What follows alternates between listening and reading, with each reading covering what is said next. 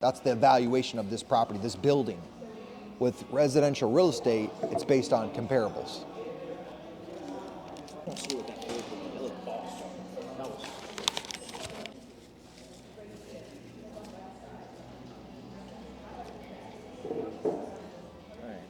Alright. So first of all, they should definitely check out, all the Dallas content. So if you heard about the RB content, please check it out because that was a unique experience for him and he did an awesome job. So I found, so he told me that basically that, you shouldn't rely on banks to be like, making the, working with these real estates or even like making those investments. What makes mortgages in this time of month or year, like, or this like generation now, like difficult, knowing basically that it was used in a way to basically buy property, but now it's kind of like there's finding more ways to find different opportunities. So what makes mortgages kind of like fell off? To me, if you're still using bank loans to acquire real estate, that's a broken method. Like to me, you just don't know what you don't know. That means you don't have the right tools in your tool belt. The challenge is if you go to a bank, right? You go to Chase. You walk in, you say, hey, can I get a bank loan? Oh, what type of bank loan do you want? You want a primary residence, meaning like, are you going to live at the property? Or do you want an investment bank loan? What do you want, Julian? Right?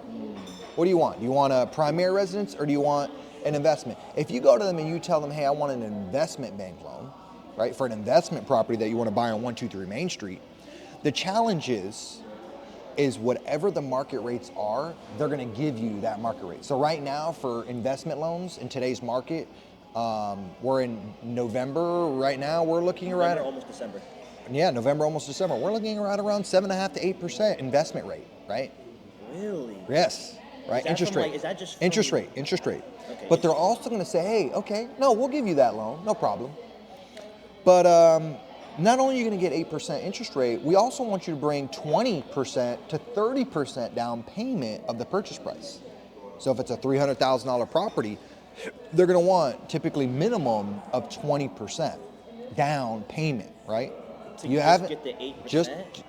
Just to acquire the property.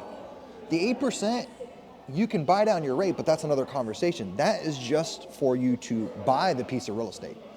See what I'm saying? Yeah, so you're paying. So not only are you paying not only are you paying a down payment of like 20% to the bank, but then you're also paying like also the bank's only giving about like an 8% interest rate or depending on how much you. So the bank wants you to put down. The bank wants you to put down 20%, right? To them for the investment property.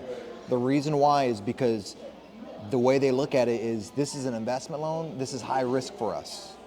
You go to default on the property, this is not your primary residence. So the likelihood of you defaulting on that property is a lot higher in the bank size. So what happens is with banks, they have a underwriting guideline that they have to follow, right? Everything is black and white. They don't go outside the box, right? Especially the big financial institutions. So what they're going to say is, hey, Julian, we want you to have more skin in the game. You have to put 20% down on this piece of real estate. You have to have more skin in the game. That's not to get the 8% interest rate. That is just saying, hey, look, right now, the market dictates 8% interest rate, so we'll give you the loan for 8%, but we also are going to require you to put 20% down, right? So that 20% has nothing to do with the interest rate that the bank gives you. Now, don't get me wrong, the more money you put down, the better interest rate the bank can give you, but they can only go so far. It's not like you put 50% down, they're going to give you a 2% interest rate. No. It will fluctuate and go down a little bit depending on your credit. There's factors like your credit, how much debt to income ratio do you have, how much, there's different factors that these banks are looking at, right? So not only are they going to say, okay, well, you're going to be 8% interest rate, you're going to put 20% down, they're also going to say, I want your tax returns, I want to run your credit, I want to know your mother's maiden name. They want to know everything, right? Everything. So you're going to give them a lot of information, a lot of documentation. They're going to be all up in your bank statements, dissecting your bank statements. It's very invasive, right? It sounds like IRS. So yeah, pretty much. So the cool thing is when you do creative finance, right? When you do subject to or seller finance, the cool thing about it is you're not subjective to the market interest rates. You're not subjective to putting 20, 30% down. You're not subjective to giving your tax returns or your bank statements or running your credit, any of that stuff. All that stuff, that's bank shit. Yeah. You see what I'm saying? Yeah. So when you're working with an owner, like let's say yourself, of a property, and you're wanting to sell or finance it, you now become the bank, and I'm negotiating with you what terms make sense for both of us. Is it a 2%, 3%, 4% interest rate, stuff like that, right? Versus the bank only making you pay, like, the bank, give them a certain the bank's percentage, black. and you Again, the bank's very black and white. Everything, they don't go outside of their guidelines. They're gonna say, hey, this is what we have to offer, and that's it. Run away. You either take it or leave it, right? So.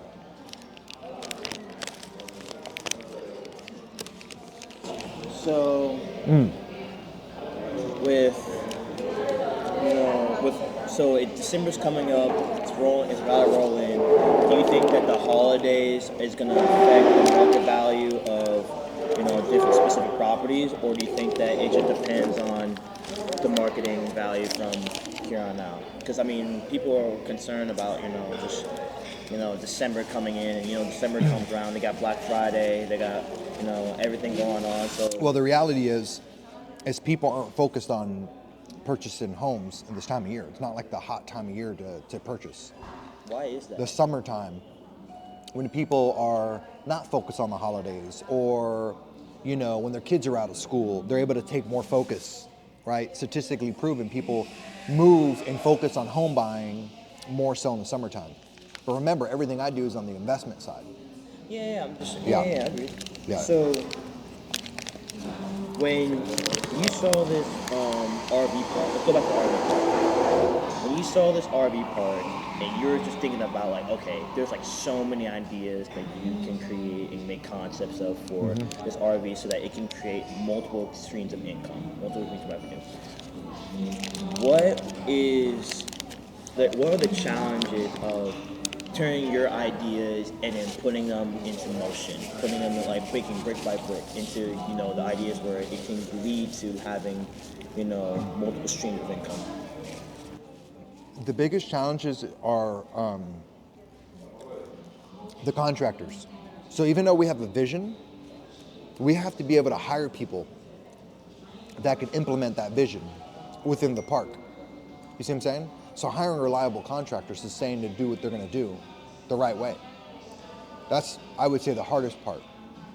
Because we can have the skill set, we can have the know-how, we can have the capital, but we have to now to take that capital and deploy it, hire contractors to make the vision that we want to have. It's kind of like when you build this building that we're sitting in. This building was built with contractors, right? Okay.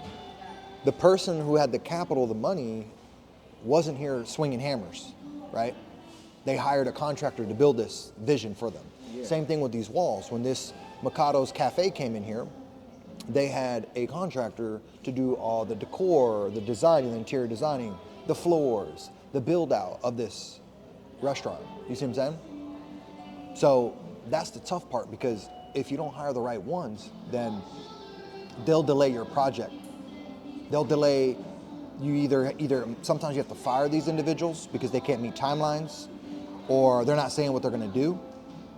All right? And they gotta go. They gotta go. So, right. Yeah. And for more information, make sure you like and subscribe to my YouTube channel if you have it, at The Real Javier Paredes, and I'll see you guys on the other side.